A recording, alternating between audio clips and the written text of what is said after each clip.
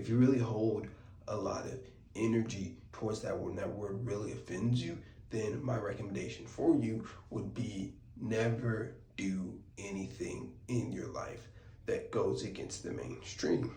This one is about spiritual nature of the word egotistical. Now, egotistical is an interesting word because when people use this word, they usually are talking about the Buddhist representation of the word, right? The ego is something that you use to operate in the physical realm. So remembering we have a spiritual realm and we have a physical realm. And our spirit lies in the spiritual realm. Our spirit has really no true ego. But as we grow up, as we go through experiences, our body adapts an ego. As soon as you're born, you're basically given an ego, right? You're called your name, right? Your parents give you your name. That is your first step of having a complete ego. That's why when people take some of these psychedelics, they have what's called an ego death. Ego death basically means that you forget some people forget their names, they forget where they're at, and they reside mostly in their spirit. Now, this can be very shocking to a lot of people because they're not quite ready to go through those spiritual realms yet. Psychedelics all the time is kind of unearned knowledge.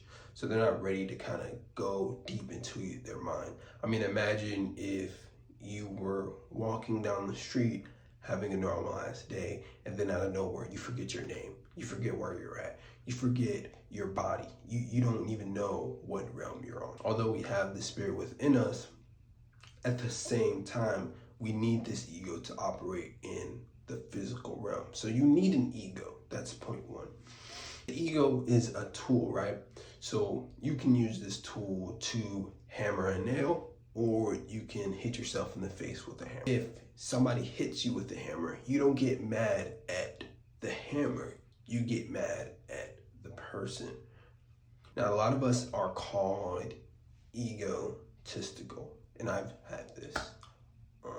I've been called egotistical before, and it's kind of funny because when I just agreed with everyone's opinion, when you agree with everyone's opinion, and when you just follow the same stream everyone else is going, you will never be called egotistical in your life. So if you really care about that word, if you really hold a lot of energy towards that word and that word really offends you, then my recommendation for you would be never do anything in your life that goes against the mainstream.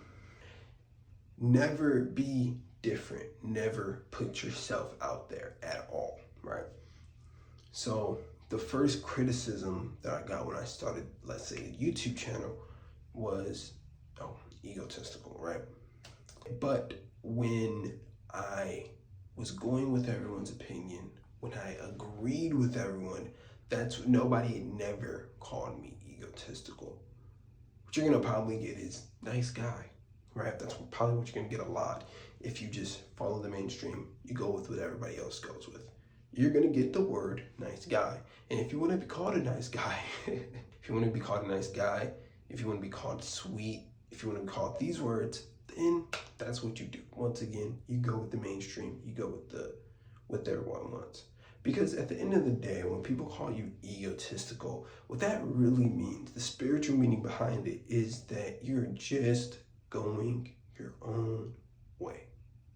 You're just going a different way from what the person who called you egotistical wants you to be, or the mainstream, whatever it is, that's what it is, right? Now, there are certainly people who take this to the extreme. You know, like people call Kanye West egotistical, people call Steve Jobs egotistical, people call Kobe Bryant egotistical. And here's the also sad truth about the world, and I'm not saying this is a good thing, I'm not saying that this is a bad thing. I'm really not giving you any advice on how to operate your life. But what I am saying is the sad thing about the world is that the greats are egotistical. The greats have the biggest ego. Like, it takes an ego to believe that you can do greater than the average person. That takes an ego. It takes an ego to think differently.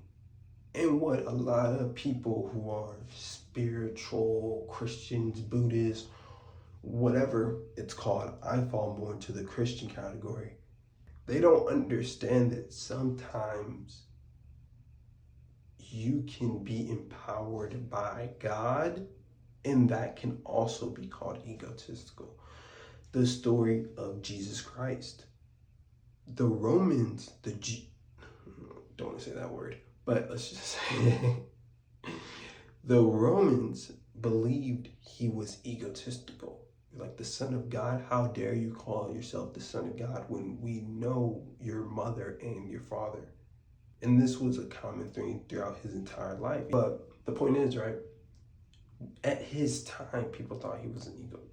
He has an ego. That's because a lot of people aren't visionaries. A lot of people can't see what potential somebody will have until they have that potential. Until it's written in stone, until Jesus resurrected. That's when most of the believers came. Until it was like, oh, it was right into their faces. So that's it for today. The spiritual meaning behind egotistical. Don't take this word too harshly. It usually means that sometimes you're on the right path.